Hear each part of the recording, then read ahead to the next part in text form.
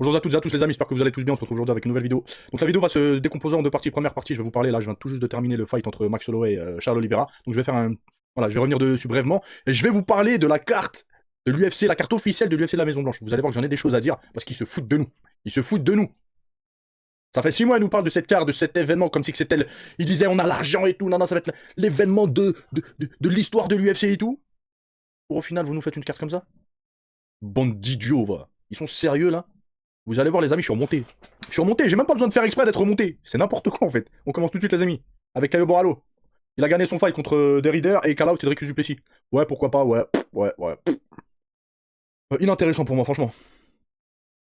On continue avec le fight entre Charles Oliveira et Max Holloway. Bon, qu'est-ce que c'est que ce fight pour la BMF là? C'est quoi ça? Qu'est-ce que c'est que ce fight? On s'attendait à pointage du doigt au milieu du Texas rempli, machin.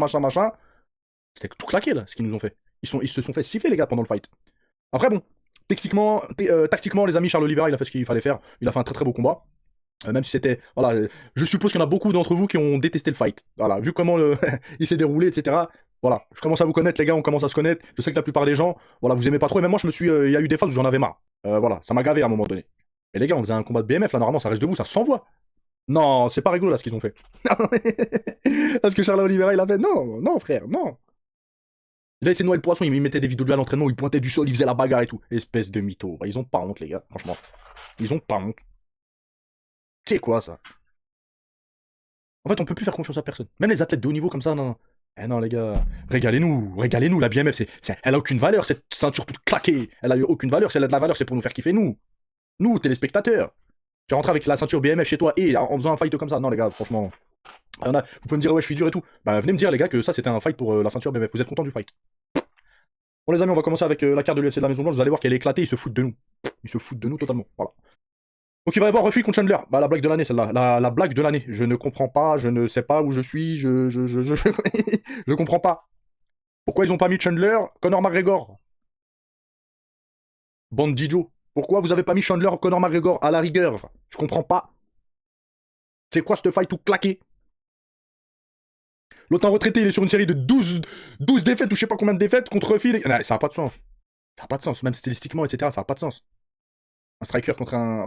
les gars, il y a tellement de choses à dire que j'ai même pas envie de parler. Vas-y, on passe au prochain fight. Holloway contre Zahabi. Pareil, inintéressant pour moi. Il y en a peut-être, vous allez typer, etc. Mais pour moi, inintéressant. Voilà. Mais il faut des Américains. Donc on a Chandler, on a O'Malley, etc. Voilà. Inintéressant, je m'étale même pas. Le seul fight pour moi qui est bien, voilà, c'est Yann Pereira. Ça fait très longtemps que je vous parle de ce fight-là. Je vous parlais de ce fight, c'est simple, personne n'en parlait. Donc ça remonte depuis le premier face-à-face qu'ils avaient fait ensemble. Ça doit faire 2 ans, 2 ans et demi. Que je veux voir ce fight-là. C'est le seul fight qui me hype. Alex Pereira contre Cyril Gane. Je suis très content. Eh ouais, très content. Très content. Et pour moi, c'est le fight qui sauve la carte de l'UFC de la Maison Blanche. Après, c'est un petit peu injuste. Parce que bon, je vais vous spoiler maintenant. Dana White, il a dit que le gagnant entre Alex Pereira et Cyril Gane affrontera Thomas Pinal. Très probablement. Et c'est un petit peu injuste pour Cyril Gane, les gars. En fait, on est dans une configuration où normalement, je sais pas, en fait, c'est le bazar à l'UFC. Je comprends plus rien avec cette organisation. Mais c'est le bazar. Là, c'est-à-dire potentiellement, Cyril Gane, il est obligé de reprendre un risque de perdre pour combattre Thomas Pinal alors qu'il combattait Thomas Pinal il y a encore quelques mois. Donc là, imaginez, il se mange une mauvaise gauche, il dort, le titre c'est terminé. Et Thomas Pinal, très probablement, risque de rouler sur Alex Pereira s'il l'affronte. Parce qu'Alex Pereira, que ce soit physiquement, etc., c'est pas Cyril Gane. Hein. Ok? Il est pas autant athlétique, il bouge pas. Comme Cyril Gane, ça n'a rien à voir. Hein. Thomas Pinal, il peut faire à Alex Pereira ce qu'il ne pourrait ou ce qu'il aurait du mal à faire à Cyril Gane. Par exemple, les amener au sol. Il peut faire un plaquage de rugbyman à Alex Pereira, il va le faire décoller, les gars, parce qu'il est très statique, Alex Pereira, les gars. Il bouge pas, il est ancré dans le sol, bam. Vous voyez? Tac. Cyril Gane, il est plus bam, je rentre, je sors, bam, je bouge, tout, je change de garde, tac. Il vole comme un papillon, il pique comme une abeille, Cyril Gane. Donc, dans un sens, je me dis pour Cyril Gane, bon, bah, je suis content qu'il y ait ce fight là, mais je me dis, il se fait un petit peu douiller. Hein. Voilà, les gars, je sais pas ce que vous en pensez. Après, on va lire un petit peu les commentaires, les gars. Et il fallait s'en douter, hein, la main card officielle de l'UFC de la Maison Blanche, c'est Monsieur Trompette contre Justin Gage. Voilà. Waouh, vous appelez ça un main event. Un main event, les gars. Donc les John Jones, les Conor McGregor, les je sais pas qui, les je sais pas, oubliez, il y a pas de John Jones. Pendant un an, il nous a dit John Jones, ouais, je m'entraîne et tout. Il y a pas de John Jones, il y a pas de Conor McGregor, c'est pareil, Conor McGregor, ouais, je serai light, t'es rien du tout là. Et je trouve ça quand même surprenant en fait. Qu'à l'UFC de la Maison Blanche, il n'y a pas Conor McGregor, il n'y a pas John Jones. Je comprends pas. Les deux voulaient combattre, pourquoi vous les avez pas mis? C'est une dinguerie quand même. Conor McGregor contre Chandler, vas-y. Et John Jones contre je sais pas qui, les gars. Trouvez-nous un fight là. Vous dites à Cormier, vas-y, on te propose 20 millions d'euros, vas-y. Cormier va dire oui, très probablement. Et ils se remplissent.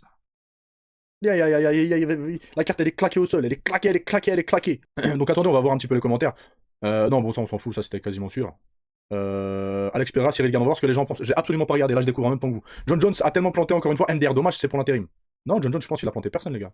John Jones, il voulait combattre, il avait l'air déterminé, mais ils veulent pas de lui, voilà. Ah, moi, les amis, vous savez, je pense à quoi? Il prépare un fight surprise. Peut-être même deux, hein. Ça reste aussi une possibilité. Ils ne l'annoncent pas, parce qu'il y a un très très gros fight qui a été annulé, ils ont dit. Mais peut-être ça va être la surprise. Pas que juste avant le main event, ou juste en fin de card, comme main event, excusez-moi, ou en fin de card, ils vont mettre Conor McGregor contre je sais pas qui, ou John Jones contre je sais pas qui, peut-être. Pour le kiff, pour faire plaisir aux plus anciens, vous voyez. Après, c'est très peu probable, mais je me dis peut-être. Parce que là, ni avoir John Jones, ni avoir Conor McGregor, quand même, ça a été, voilà, on va dire qu'il y a 5 athlètes qui ont marqué l'histoire de l'UFC.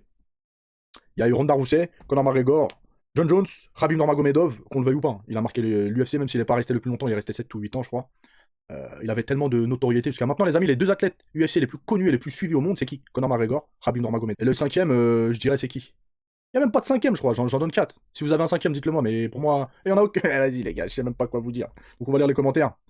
Cyril qui va taper sa meilleure danse dans l'octogone pour éviter de dire bonjour à un crochet de Pereira. C'est le seul combat répond. Ah, merci Karim. Voilà. Ils nous ont vendu, ils nous ont vendu du rêve pour rien. Totalement d'accord avec lui. Cyril Gann est fatigué d'être champion intérim, mais pas champion incontesté. Gann, en même temps, c'est de la faute à Gann. Range tes doigts la prochaine fois. Voilà. Et Gann va le renvoyer au magasin de pneus. John Jones les a plantés, ça aurait dû être lui en main event face à Pereira. Hold up pour Cyril qui est toujours bien loti au final. Il a rien compris lui. Et pourquoi les gens ils veulent remettre ça sur John Jones en fait? On n'a pas on n'a pas l'histoire. Pourquoi il dit c'est John Jones qui les a plantés? Vous êtes des malades vous. Pour gagner, il ne faudra pas faire d'erreur, bien marquer des points, être complet pour sécuriser la victoire. Il n'y a pas de marquer de points, ouais, on parle du main event, d'un main event là. Il n'y a pas de marquage de points, je te rentre dedans. Soit tu me descends, soit je te descends. Quel marquage de points? Faut arrêter avec ça les gars, marquer des points, wesh. On a à l'UFC, c'est du MMA qu'on parle là. Normalement c'est patate de foin, j'essaye de te coucher, il n'y a pas de marquage de points. Vous êtes dans un délire les gars. Je regardais une stat là il y a quelques jours, je voulais pas mis de côté. Hein. Mais les anciens combats de MMA, ils expliquaient qu'il y avait plus de KO, etc. À l'ancienne. À l'ancienne, ça se tapait, les gars. Tout, ça parle de marquer des points pour un common event. Vous êtes dans un délire. Pereira sera patient et ne sera pas un poids lourd, très lourd, donc pourra suivre le rythme de Gann. Mais pourra-t-il s'habituer au changement de poids? Match intéressant, voilà, on a un professionnel. Professionnel. C'est Pereira lui-même hein, qui décide d'aller chez les poids lourds. Le mec qui fait 110 kilos toute l'année, hein, sans forcer. Et là, on parle de changement de poids. Oh, Pereira, ça fait 25 ans il combat. J'abuse, hein, mais vous avez capté, ça fait 15 ans il combat. Après, c'est un débile ou quoi il fait quelque chose comme ça. Je pense Cyril, il peut gérer, mais Bellec, il s'en prend, il dort. Ah ouais, ça, c'est ça le truc. Je me demande si la différence physique sera flagrante pendant le combat. En fait, on les avait vus, hein, face à face, côte à côte. On voit que Cyril Gann est plus volumineux, il a plus de masse musculaire, etc. Mais en termes de taille, etc., c'est plus ou moins les mêmes. Même je crois Alex Pereira, il est un petit peu plus grand. À quel moment c'est pas le main event? Mais ah oui, oui, bah oui. Bah non, en fait, qu'est-ce qu'il raconte lui? Voilà encore un mec qui. Un main event contre un mec qui est pas détenteur de la ceinture. Entre deux mecs qui sont pas détenteurs de la ceinture. Il y en a un, c'est la première fois qu'il va faire chez les poids lourds et l'autre, il est pas détenteur de la ceinture, on parle de main event. Mais non, mais n'importe quoi. Le seul combat de cette carte qui me hype. Ah bah je suis pas le seul, les gars. J'espère vraiment que Gann va gagner, même si c'est peu probable. Ah ouais, bah ouais, ouais, ouais. Vous savez quoi, on va regarder ensemble un petit peu les commentaires de Justin Gage contre il y a 3. Faites attention à Justin Gage. Hein. Sur le papier, il est pas favori, mais il a une patate de forain. D'accord? Nous avons du rêve pour rien sur une carte basique. Ouais, elle est totalement basique. Totalement basique. Ça pue tellement MDR. Elle pue ça. C'est quoi cette carte? On dirait UFC Vegas, numéroté lambda. Tout ce boucan pour ça, vraiment déçu. Hormis Gann Pereira, ah bah les gars, ouais, on est tous plus ou moins d'accord. Quelle carte de crotte, ça parlait de la plus grande carte de l'histoire. On rappelle, elle est même pas plus belle que, que le dernier note. Eh vas-y, ferme-le là. Il m'a saoulé lui aussi. Les gars, j'ai dormi 2 heures là, même 2 heures, je suis fatigué. Écrivez normal, wesh. J'ai pas vu une carte aussi bonne depuis l'UFC 300 et vous arrivez à dire que ça pue. Toujours à se plaindre. Eh vas-y, va là-bas toi. Vas-y, va là-bas. Commence pas toi aussi. C'est quoi, Dana White, il te donne un billet ou quoi? Bah ouais, bah ouais, Francis Ngannou, John Jones. Organisez ça par exemple, Francis Ngannou, John Jones. Je sais pas. Des gros fights comme ça que les gens ils veulent voir. Ils sont là, ils nous font mal au crâne là. Tout ce cirque pendant un an pour ça, MDR. Y'a même pas Connor ma croquette. Y'a même pas. Bref, je sais pas ce que vous en pensez les amis. C'est une petite vidéo vite fait. Je suis absolument dégoûté. Voilà. Après bon, on sait un Dana White, c'est tous des mythos. Ils nous prennent tous pour des jambons. C'est tout. On peut plus leur faire confiance. Entre les combattants aussi, c'est des trompettes. L'UFC maintenant ils font des trucs de trompettes. Eh vas-y. À l'époque du Pride, l'époque de l'ancienne UFC, moi ça me manque. Il y en a beaucoup les gars. Soit vous êtes jeunes, soit vous connaissez le UFC depuis très peu et tout. Mais écoutez, hein, parlez à votre entourage, ceux qui suivent l'UFC ou le MMA depuis longtemps. Je pense que tout le monde vous dira que c'est de pire en pire. Voilà, c'est pas moi, je suis aigri. Non, non. Allez sur d'autres chaînes, posez la question aux plus anciens. À ceux qui ont 30, 40 ans, 50 ans, ceux qui suivent le MMA depuis des années, etc. Les gars, ça pue ce qu'ils sont en train de faire, ça pue.